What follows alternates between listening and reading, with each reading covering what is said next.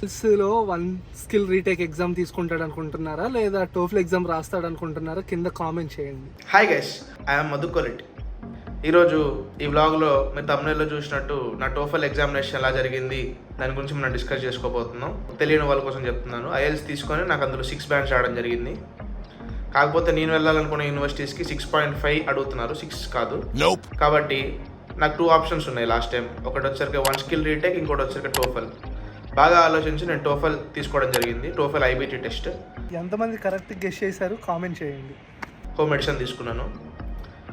దాని రిజల్ట్ కూడా నాకు ఈరోజు అయితే వచ్చింది. ఈరోజు ఎర్లీ మార్నింగ్ 10 o'clock వచ్చింది రిజల్ట్.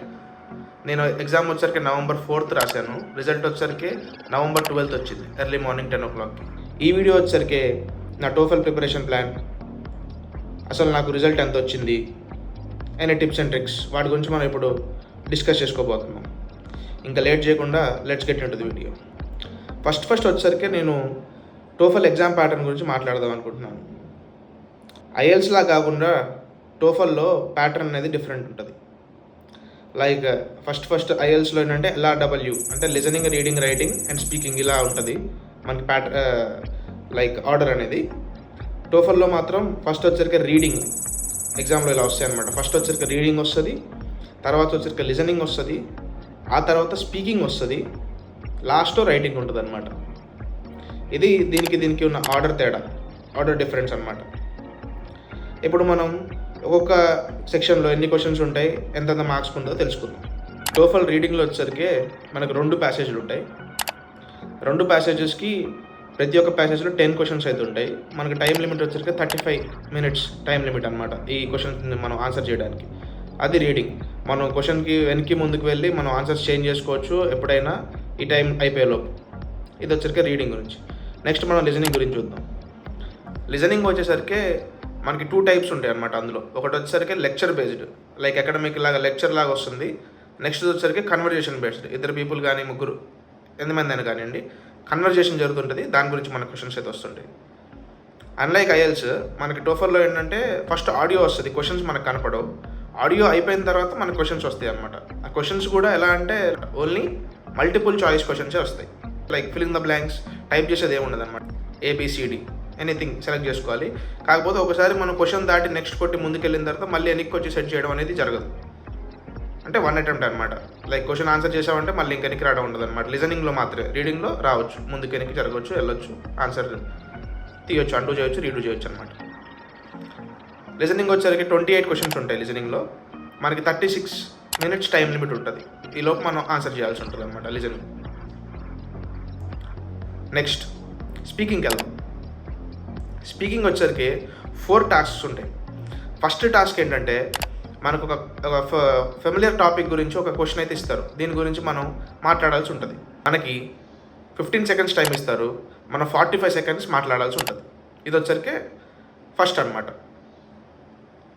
సెకండ్ క్వశ్చన్ వచ్చరికి మనకు ఒక రీడింగ్ ప్యాసేజ్, జనరల్గా ఒక రీడింగ్ ప్యాసేజ్, జనరల్ టాపిక్స్ మీద ఒక రీడింగ్ ప్యాసేజ్ ఇచ్చేసి ఇంకొక లిజనింగ్ కూడా వస్తుంది అనమాట ప్యాసేజ్ చదివిన తర్వాత.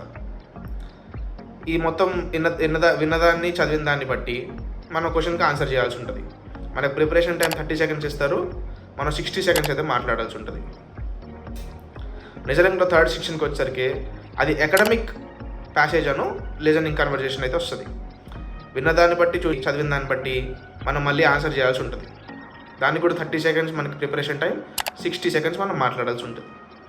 లాస్ట్కి వచ్చేసరికి ఇంకా ప్యాసేజ్ ఏమి ఉండదు, ఓన్లీ లిజనింగ్ మనం వినాలన్నమాట. ఈ స్పీకింగ్లో 4th section గురించి చెప్తున్నాను. విని మనకి ఏమర్థమైంది అనేది మనం మాట్లాడాల్సి ఉంటుంది. ప్రిపరేషన్ టైం దీనికి కూడా 30 seconds, 60 seconds అయితే మనం మాట్లాడాల్సి ఉంటుంది.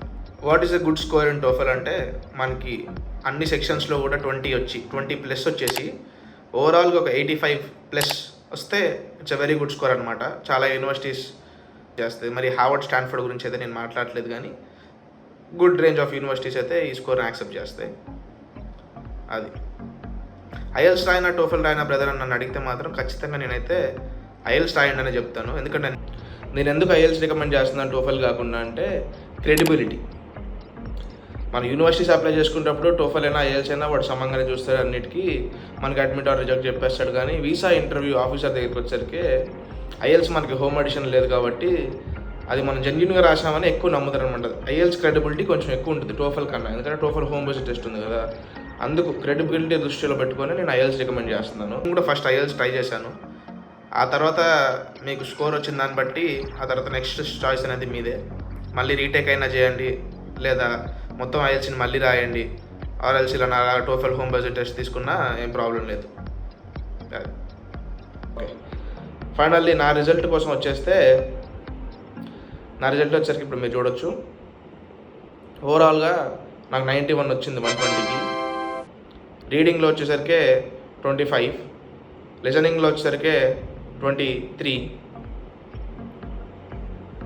స్పీకింగ్లో వచ్చేసరికి 21, రైటింగ్లో వచ్చేసరికి 22. ఇది నా టోఫల్ స్కోర్ అనమాట. ఇప్పుడు ఈ టోఫల్ మనకి ఎగ్జాక్ట్గా చెప్పాలంటే 16,900 అనమాట. మనకి కూపన్స్ వాడితే కొంచెం డిస్కౌంట్ అయితే వస్తుంది, భారీ డిస్కౌంట్ కాదు కానీ ఒక 1,500 to 1,600, 2,000 తగ్గు. ఇప్పుడు నేను చూపిస్తున్నాను చూడండి, ఈ 2 కూపన్స్ I&E 3205-101 ఇదొక కూపన్, ఇంకో కూపన్ వచ్చేసరికి CC టోఫల్, మీకు ఇక్కడ స్క్రీన్ మీద చూపిస్తున్నాను చూడండి. ఆ కూపన్స్ మీరు ఇలా టైప్ చేసేస్తే ఓచర్ దగ్గర మనకి డిస్కౌంట్ అయితే అవైలబుల్ చేసుకోవచ్చు. ఫస్ట్ది చూడండి, I&E 3205-101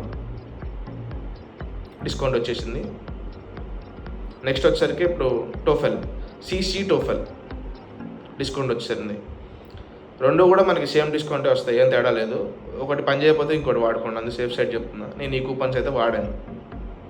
మీకు ఇంకేమైనా కూపన్స్ వేరే తెలుసుంటే కింద కామెంట్ చేయండి, మీరు కూడా రీసెర్చ్ చేసి దీనికన్నా ఇంకా ఎక్కువ డిస్కౌంట్ వచ్చే కూపన్స్ ఏమైనా ఉన్నాయో చూసుకొని అప్లై చేసుకొని మీకు ఈ వీడియోస్లో ఎంత ఇంట్రెస్ట్ ఉందో నాకు చెప్తేనే ఫర్దర్గా వీడియోస్ చేయడానికి స్కోప్ ఉంటుంది అనమాట. ఏమైనా డౌట్స్ ఉంటే ఇన్స్టాగ్రామ్లో మెసేజ్ చేయండి, యూట్యూబ్లో ఇక్కడ కింద కామెంట్ సెక్షన్లో కామెంట్ చేయండి. ఈ వీడియో నచ్చితే కనుక లైక్ చేయండి, ఛానల్కి సబ్స్క్రైబ్ చేసుకోండి, సబ్స్క్రిప్షన్ ముఖ్యం బిగిలో. Okay guys, thank you, bye.